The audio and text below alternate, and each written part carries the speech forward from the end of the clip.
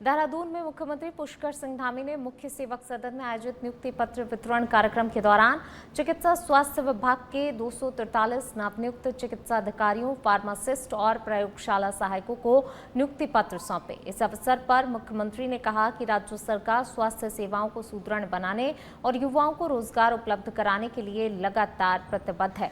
उन्होंने बताया कि अब तक उत्तराखंड में 30,000 से अधिक युवाओं को सरकारी सेवा का अवसर दिया जा चुका है। ये पहल राज्य के स्वास्थ्य ढांचे को मजबूत करने के साथ साथ युवाओं को स्थायी रोजगार प्रदान करने की दिशा में महत्वपूर्ण कदम मानी जा रही है।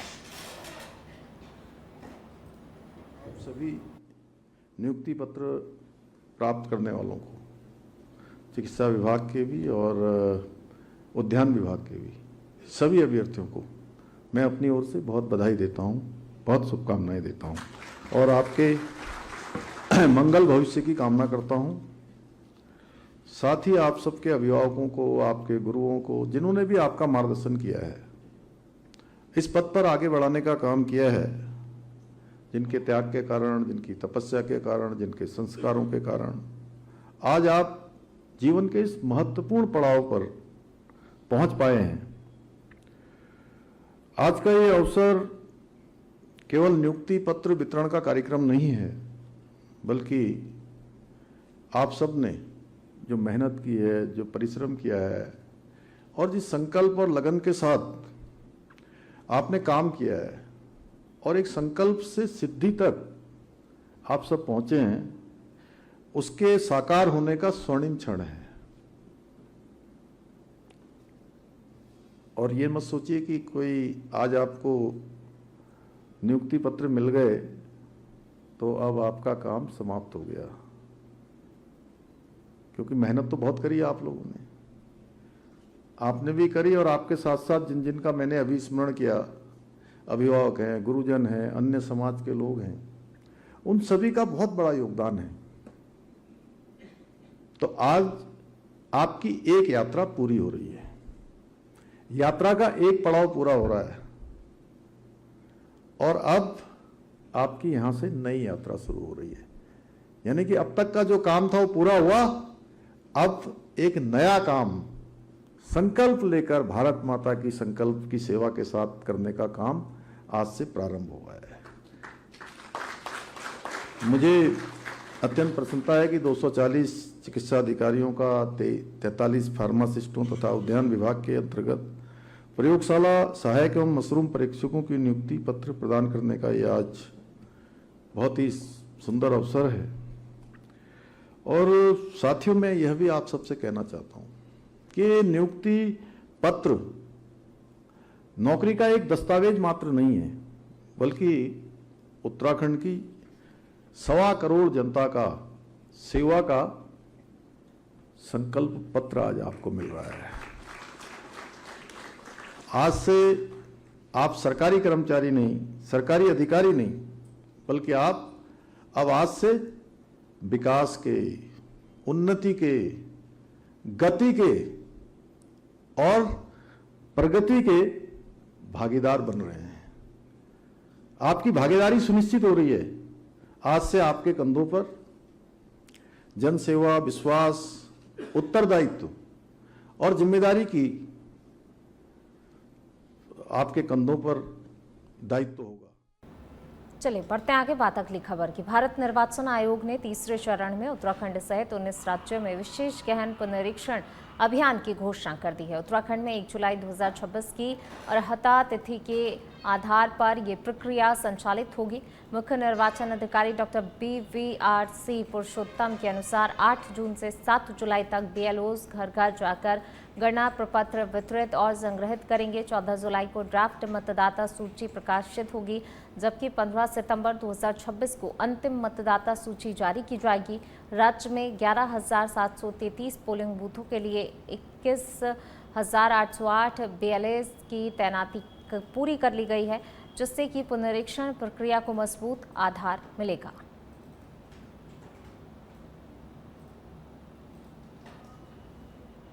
देहरादून में नर्सिंग अभ्यर्थियों के आंदोलन के बाद अब लैब टेक्नीशियन भी सरकार के खिलाफ आंदोलन की तैयारी में जुट गए हैं। लैब टेक्नोलॉजिस्ट संघ के प्रदेश महासचिव मयंक राणा ने वर्षवार भर्ती की मांग उठाते हुए कहा, पिछले 26 वर्षों से लैब टेक्नीशियन के लिए नियमावली तैयार नहीं हो पाई है, जिससे हजारों अभ्यर्थी बेरोजगार का सामना कर रहे हैं। उन्होंने चेतावनी दी है कि 19 मई को प्रदेश भर के लैब टेक्नीशियन सचिवालय कूच करेंगे और इसके बाद अनिश्चितकालीन धरने पर बैठेंगे।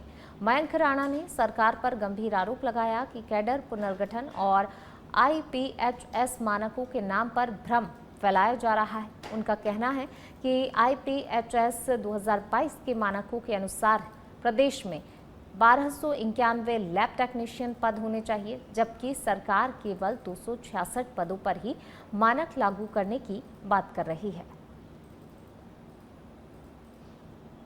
इतने सालों में जब भर्ती नहीं हो पाई तो आज जो अभ्यर्थी 20 साल पहले कॉलेज से पास होकर निकल गया, वो किसी जो नए अभ्यर्थी को जो कम्पीट कभी नहीं कर पाएगा। भाई वो मौखिक लिखित परीक्षा में तो कभी भी कम्पीट नहीं कर सकता, आप देखेंगे तो। दूसरी बात मैं आपको ये कहता हूँ कि जब हमारे पास हमारा स्किलफुल और लैब टेक्नीशियन का काम ऐसा है कि हमारा जो है स्किल से रिलेटेड सबसे ज़्यादा काम है। हम लोग जो प्रैक्टिकल वर्क हमारा सबसे ज़्यादा होता है, तो जब लैब टेक्नीशियन आपका प्रैक्टिकल वर्क करने पे ज़्यादा फोकस उसमें है, तो आपको क्या आवश्यकता है जो भर्ती परीक्षा कराने की। तीसरी बात यह है कि हमारा जो है परीक्षा पद्धति से विश्वास उठ चुका है। पूर्व में भी जो हमारी मेडिकल कॉलेज की परीक्षा हुई थी, उसने भी कहीं ना कहीं धांधली थी और धांधली की आशंका थी, क्योंकि ऑनलाइन लिंक से 85 से 90 क्वेश्चन मिल रहे थे। तो इसलिए साहब ये 2-3 बातें हैं जिसकी वजह से हमारा पक्ष बहुत मजबूत है कि हम चाहते हैं कि हमारी वर्षवार भर्ती हो और एक बार हमें सेवा में आने का मौका मिले। जो लोग इतने सालों में जो है भर्ती नहीं हो पाई, तो उनको जो है कम से कम एक बार सेवा में आने का मौका मिले और एक आयु अर्हता में भी उनको छूट दी जाए, क्योंकि गलती उनकी नहीं है। जब इतने सालों में भर्ती नहीं हुई तो उनका क्या दोष है। ऊधम सिंह नगर के जयनगर क्षेत्र के छतरपुर इलाके में स्थित एक टायर गोदाम में भीषण आग लगने से इलाके में अफरा तफरी मच गई। आग इतनी भयावह थी कि देखते ही देखते पूरे गोदाम को अपनी चपेट में ले लिया और आसमान में काले धुएं का गुबार फैल गया, जिससे कई किलोमीटर दूर से देखा गया। सूचना मिलते ही पुलिस प्रशासन और फायर ब्रिगेड की टीमें मौके पर पहुंचे। आग पर काबू पाने के लिए 1 दर्जन से ज्यादा दमकल वाहनों को लगाया गया। स्थिति की गंभीरता को देखते हुए आसपास के लोगों को एहतियातन सुरक्षित स्थानों पर हटाया गया। बताया जा रहा है गोदाम में बड़ी मात्रा में टायर और इंडस्ट्रियल स्क्रैप रखा हुआ था, जिससे कि आग तेजी से फैल गई। तो वहीं गोदाम मालिक के अनुसार करीब 50 लाख रुपए से अधिक का माल जलकर राख हो गया। वहीं गोदाम में खड़ी 5 मोटरसाइकिलें भी पूरी तरह जल गईं। करीब 3 घंटे की कड़ी मशक्कत के बाद फायर ब्रिगेड ने आग पर काबू पाया। फिलहाल आग लगने के कारणों की जांच की जा रही है।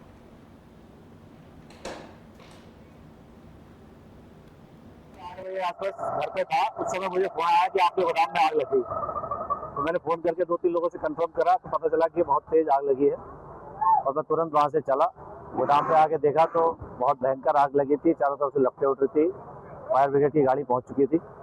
तब से लगातार 1.5 घंटा हो गया, फायर ब्रिगेड की गाड़ियां लगातार आ रही हैं, लेकिन अब तक काबू आग पे नहीं पाया जा सका है और कोशिश कर रहे हैं कि उम्मीद कर रहे हैं कि आधे घंटे तक ये आग कंट्रोल हो जाएगी।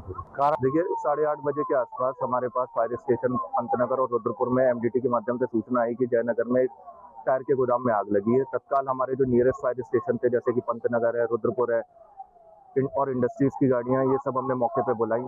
जब हमारी टीम यहाँ साइट पे पहुंची तो हमने देखा कि आग काफी विकराल है, तो हमने इंडस्ट्रीज की भी सहायता ली और सपोर्टिंग के तौर पे वहां से भी 4 गाड़ियां बुलाई। हमारी एक गाड़ी जो थी वो गदरपुर में, उसको भी हमने बुलाया और लगातार हम फायर फाइटिंग कर रहे हैं और उम्मीद है कि हम बहुत ही जल्द आग पे काबू पा लेंगे। आग अभी कंट्रोल्ड है। देखिए वो जांच का विषय है, वो जांच करने के बाद ही पता चल पाएगा कि इनका कितना नुकसान हुआ है। तो आग लगने की वजह और जो क्षति का नुकसान है वो जांच का मुद्दा है, जांच के बाद ही हम एक्सेप्ट करेंगे। चंपावत में मुख्यमंत्री पुष्कर सिंह धामी की आदर्श चंपावत परिकल्पना को साकार करते हुए बालिका शिक्षा और सशक्तिकरण की दिशा में सराहनीय पहल की गई है। जिलाधिकारी मनीष कुमार के मार्गदर्शन में पूर्व खंड शिक्षा अधिकारी कार्यालय भवन को आधुनिक सुविधाओं से युक्त शक्ति कक्ष अध्ययन केंद्र के रूप में विकसित किया गया है। जिला पुस्तकालय द्वारा संचालित ये केंद्र छात्राओं को सुरक्षित, शांत और सकारात्मक अध्ययन वातावरण प्रदान कर रहा है। यहाँ प्रतियोगी परीक्षाओं और उच्च शिक्षा की तैयारी के लिए बेहतर संसाधन उपलब्ध है। छात्राओं का कहना है कि इस पहल से आत्मविश्वास बढ़ा है और अब बेहतर तैयारी के लिए बाहर जाने की जरूरत कम हुई है।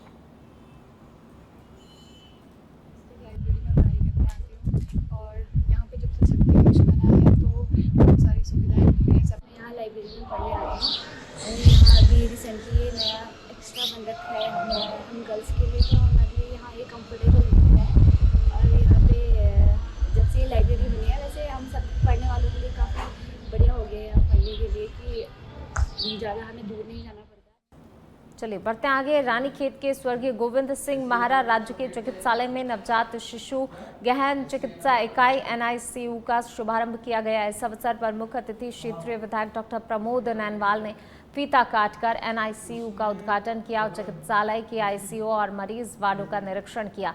विधायक ने बताया ये सुविधा विशेष रूप से अंडरवेट और गंभीर स्वास्थ्य समस्याओं वाले नवजात शिशुओं के लिए अत्यंत लाभकारी होगी। कार्यक्रम में मुख्य चिकित्सा अधिकारी अरविंद पांगती, मुख्य चिकित्सा अधीक्षक डॉक्टर राजेश कुमार वर्मा, अन्य चिकित्सक और अस्पताल कर्मचारी उपस्थित रहे। चंपावत जिले में स्वास्थ्य सेवाओं में लगातार शिकायतों और लापरवाही के बीच जिलाधिकारी मनीष कुमार ने राष्ट्रीय स्वास्थ्य मिशन NHM समीक्षा बैठक में स्वास्थ्य विभाग के अधिकारियों को कड़ी फटकार लगाई।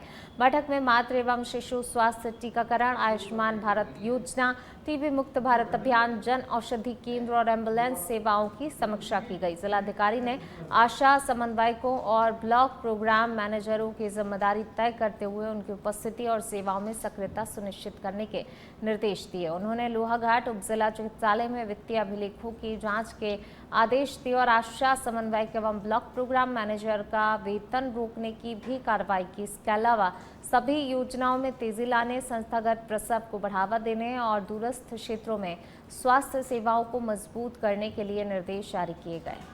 रुक करते हैं कुछ और खबरों का। चमोली जिले के थराली मुख्य बाजार के पास गुरुवार सुबह करीब 10 बजे एक 100 साल पुराने लकड़ी के भवन में अचानक से भीषण आग लग गई, जिससे कि इलाके में अफरा तफरी मच गई। तो वहीं लकड़ी का बना और जर्जर भवन होने के कारण आग तेजी से फैलती चली गई और कुछ ही देर में पूरा ढांचा धू धू कर जलने लगा। राहत की बात ये रही कि भवन में रह रहे मजदूर उस समय काम पर गए हुए थे, जिससे कि जनहानि टल गई। वहीं सूचना पर दमकल, पुलिस और प्रशासन की टीमें मौके पर पहुंची, लेकिन सड़क से दूर होने के कारण आग बुझाने में काफी कठिनाई हुई।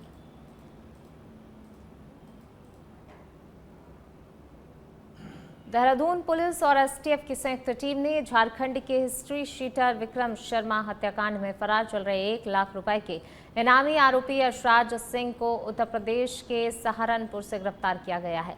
23 वर्षीय आरोपी यशराज सिंह निवासी जमशेदपुर ने विक्रम शर्मा की हत्या की साजिश रची थी और शूटरों को रांची से दिल्ली भेजने के लिए फ्लाइट टिकट एवं खर्च भेजे थे। आरोपी पश्चिम बंगाल के खड़गपुर में छिपा हुआ था और सहारनपुर में अपने पिता के वकील से मिलने के दौरान पुलिस ने उसे धर दबोचा। इस हत्याकांड में 13 फरवरी 2024 को डालनवाला क्षेत्र में जिम के बाहर विक्रम शर्मा की गोली मारकर हत्या कर दी गई थी। पुलिस पहले ही 2 आरोपियों को जेल भेज चुकी है, जबकि 6 अन्य पर इनाम घोषित किया गया है और फरार आरोपियों की तलाश जारी है। पूछताछ की गई तो ये बताया गया कि जो विशाल है, जो कि इसमें एक जो शूटर था हमारा, उसके संपर्क में ये था, उससे जानकारी की गई और विशाल और अन्य लोगों के साथ इनके द्वारा जो है विक्रम शर्मा को ठिकाने लगाने का प्लान बनाया गया था। पहली योजना उसको नोएडा में ठिकाने लगाने की थी, लेकिन वहाँ पे सफल नहीं हो पाए और फिर एक इनका जो व्यक्ति था जिसका नाम की अंकित है, जिसने सारी रैकी की थी और यहाँ रह के सारा लॉजिस्टिक्स वगैरह प्रोवाइड करवा रहा था, तो उसके संपर्क में सभी लोग आए, इनका प्लान वगैरह बना और फिर इसके तहत 13 फरवरी को इनके द्वारा इस घटनाक्रम को अंजाम दिया गया। यशराज से पूछताछ की गई, इसका रोल क्या था, तो जानकारी ये पता चली कि एक जो अभियुक्त आकाश था उसके द्वारा उसको फ़्लाइट के टिकट इसके द्वारा करवाए गए थे। साथ ही जो होटल में वो हरिद्वार में रुका था उसका सारा खर्चा इसके द्वारा उठाया गया था और साथ ही साथ उसको नगद भी पैसे इसके द्वारा दिए गए थे। साथ ही साथ जो स्कूटी और मोटरसाइकिल जो हरिद्वार में इसके द्वारा रेंट पर ली गई थी उसका भी फाइनेंस इसके द्वारा पेटीएम के द्वारा किया गया था। ये सारी चीज़ें इसे स्वीकार कर ली गई हैं।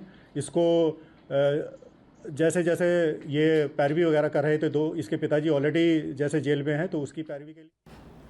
चलिए बढ़ते हैं आगे, बात अगली खबर की। उत्तराखंड में समान नागरिक संहिता लागू होने के बाद पहली बार हलाला प्रथा के खिलाफ बड़ा मामला सामने आया है। हरिद्वार के बुकावाला थाना क्षेत्र में पीड़िता शाहीन की शिकायत पर उसके पति समेत 5 लोगों के खिलाफ मुकदमा दर्ज किया गया है। महिला ने आरोप लगाया उसे मानसिक और शारीरिक रूप से प्रताड़ित करने के साथ ही जबरन हलाला के लिए दबाव बनाया गया और दहेज को लेकर भी उत्पीड़न किया गया।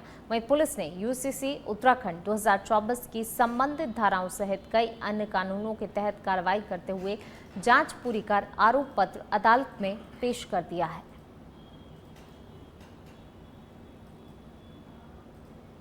देहरादून के रायवाला में 76 वर्षीय दमयंती देवी ने अपने बेटे कमलेश भट्ट पर लगातार मानसिक प्रताड़ना, मारपीट और संपत्ति हड़पने के कई गंभीर आरोप लगाए हैं। दमयंती देवी ने पिछले 2 साल से एसडीएम कार्यालय और महिला आयोग से न्याय की गुहार लगाई है, लेकिन उन्हें कोई राहत नहीं मिली है। पीड़िता ने आरोप लगाया उनके बेटे ने उनके स्वर्गीय पति के निधन के बाद कई जमीनें धोखे से बेच दी और अब घर से बेदखल करने की धमकी दे रहा है। उनका कहना है जब उनकी बेटियां उनका सहारा बनती हैं तो उनके बेटे द्वारा उन्हें भी गालियां दी जाती हैं। पीड़िता मजबूर होकर मीडिया के सामने अपने न्याय की मांग रखती नजर आई। माता जी दमयंती देवी सर, इनके साथ में बहुत अत्याचार किया है बेटे और बहू के द्वारा और उनके बच्चों के द्वारा। इनके साथ में अनाप शनाप गाली गलौज, इनको उस घर में रहने नहीं दे रहा है, गाली गलौज करके उनको धमका रहा है, इनको घर मानसिक प्रताड़ना करके इनको घर से बाहर निकालना चाह रहा है ताकि ये सारी संपत्ति को हड़प कर सके। और इसने कुछ हिस्सा हमारी जमीन का कुछ हिस्सा बेच भी चुका है, जिसका नाम गणेश रावत है। उसको इसने प्रॉपर्टी डीलर को इसने दे दिया है, जिसका आप संक्षेप में जानकारी लीजिए। वहाँ पे इसने पूरी बाउंड्री कर रखी है। क्या नाम है आपके भाई का? कैलाश भट्ट। जी सर। अच्छा, जब इतनी चीजें हुई आप लोग पुलिस के पास नहीं गए? कहीं सब जगह गए सर, हम हर जगह गए, हमारी ओर से कोई भी वो नहीं हुई। बोला सर हर जगह गए, सब ने एक ही बात बोली, आपका घरेलू मामला है। जब वो माता जी को मार देगा, जब जान से खत्म कर देगा, पुलिस वाले के पास गए, बेटा बोला घरेलू मामला है। मैंने उनको एक जवाब दिया कि जब ये औलाद किसी का बलात्कार करके आ जाए, किसी का खून करके आ जाएगा। देहरादून के कैंट क्षेत्र में पुलिस ने जिस्म फरोशी के धंधे का बड़ा खुलासा किया है।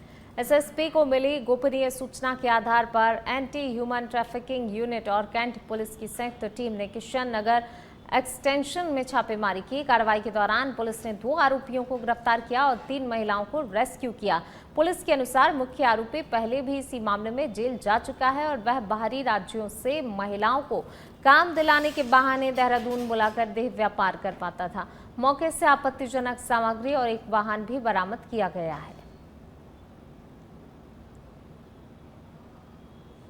गंगोत्री धाम में भागीरथी नदी के तेज बहाव में बह रही महाराष्ट्र की 35 वर्षीय महिला श्रद्धालु को एसडीआरएफ टीम ने साहसिक अभियान चलाकर सुरक्षित बचा लिया। स्नान के दौरान संतुलन बिगड़ने से महिला गायत्री नदी की तेज धारा में बहने लगी, जिससे कि घाट पर हड़कंप मच गया। वहीं इसकी सूचना मिलते ही ड्यूटी पर तैनात एसडीआरएफ के जवान सहदेव राणा ने अपनी जान जोखिम में डालते हुए नदी में छलांग लगा दी और महिला तक पहुंचकर उन्हें सुरक्षित पकड़ा भी। इसके साथ ही जवानों और पैरामेडिकल टीम की मदद से दोनों को बाहर निकाला गया। प्राथमिक उपचार के बाद महिला पूरी तरह से सुरक्षित बताई गई। चलिए बढ़ते आगे। रुड़की कोतवाली क्षेत्र के बेलड़ी गांव के पास स्थित अनमोल नशा मुक्ति केंद्र में एक युवक की गला रेतकर हत्या कर दी गई। मृतक की पहचान लक्सर कोतवाली क्षेत्र के बसेड़ी गांव निवासी आशीष के रूप में हुई है, जिसे उसके परिजनों ने नशा छुड़ाने के लिए केंद्र में भर्ती कराया था। आशीष का शव केंद्र के बाथरूम में लथपथ पाया गया और पुलिस ने सीसीटीवी फुटेज अपने कब्जे में ले लिए हैं। वहीं शव को पोस्टमार्टम के लिए भी सिविल अस्पताल में भेज दिया गया है। वहीं इस पूरे मामले में मुकदमा दर्ज कर जांच भी शुरू कर दी गई है।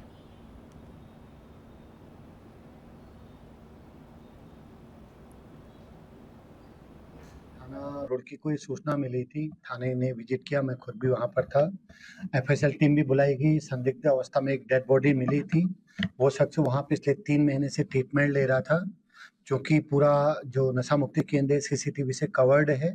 तो प्रथम दृष्टया वो संदेहात्मक मृत्यु लगी और क्योंकि सुसाइड का भी एग्जैक्ट कोई प्रमाण नहीं था, हमें परिजनों की तरफ से हत्या के मामले में तहरीर मिली है। पुलिस ने उसमें मुकदमा दर्ज कर लिया है। चंपावत जिले के टनकपुर से खबर है। पूर्णागिरि मेले में श्रद्धालुओं की स्वास्थ्य सुरक्षा को ध्यान में रखते हुए खाद्य सुरक्षा विभाग ने सघन निरीक्षण अभियान चलाया।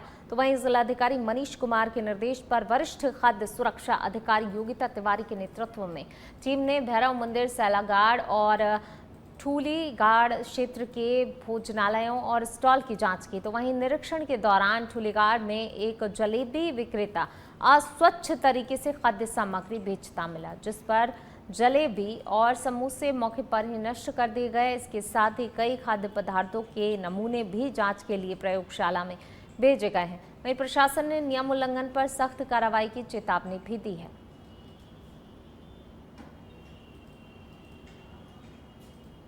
विकासनगर के सेलाकुई इंडस्ट्रियल एरिया स्थित डिक्सन टेक्नोलॉजी कंपनीज में श्रम शोषण, कम वेतन और लंबे कार्य घंटों के विरोध में मजदूरों ने मोर्चा खोल दिया है। कर्मचारियों का आरोप है कि उनसे रोजाना 13 घंटे काम कराया जा रहा है, जबकि वेतन केवल 15,000 रुपये ही दिया जा रहा है। वहीं प्रदर्शनकारी मजदूरों ने 18,000 रुपये न्यूनतम वेतन, 8 घंटे की शिफ्ट, 26 कार्य दिन, डबल ओवरटाइम और साप्ताहिक छुट्टियों की मांग उठाई है। पर्वतीय श्रम संगठन ने भी कंपनी प्रबंधन पर कई गंभीर आरोप लगाए हैं। मामले को लेकर श्रम विभाग और प्रशासन की कार्यप्रणाली पर कई सवाल अब खड़े होते हुए नजर आ रहे हैं। मीटिंग लगी हुई है, अंदर एचआर वालों ने बोला इन लेडीजों से कि तुम्हें काम करना है, इन लोगों को जबरदस्ती काम करवाया। वहाँ पे बोले तुम्हें जबरदस्ती काम करना है, इन लोगों ने मना कर दिया। तो बोला काम करना है करो, नहीं करना तो जाओ। ठीक है, तो इनकी मांग यही है। अब बोला 13 घंटे काम करना पड़ेगा, जबरदस्ती आप किसी से काम नहीं करवा सकते हैं। ठीक है, ये पब्लिक है, ये इसकी भी एक डिमांड है। ड्यूटी की 9 से 9 चल रही थी, इन लोगों ने बोला जबरदस्ती तुम्हें काम करना करेगा, 13 घंटे काम करना पड़ेगा। ये आउट एरिया में कंपनी है, ये बोल रहे हैं 10 बजे तक चलेगी। लेडीज यहाँ पे जाते हैं, यहाँ नशेले शराबे पड़े रहते रोड के किनारे, खुदा ना खास्ता कुछ करते हैं उनके साथ में, कौन जवाब देगा इसका? कंपनी तो खुद नहीं देने वाली, कंपनी अपने तो प्रोडक्शन से मतलब रख रही है। दूसरी बात यह है, एक टी ब्रेक देते हैं और 26-30 ड्यूटियों के 8 घंटे की सैलरी हमारी 11,250 रुपए देते हैं।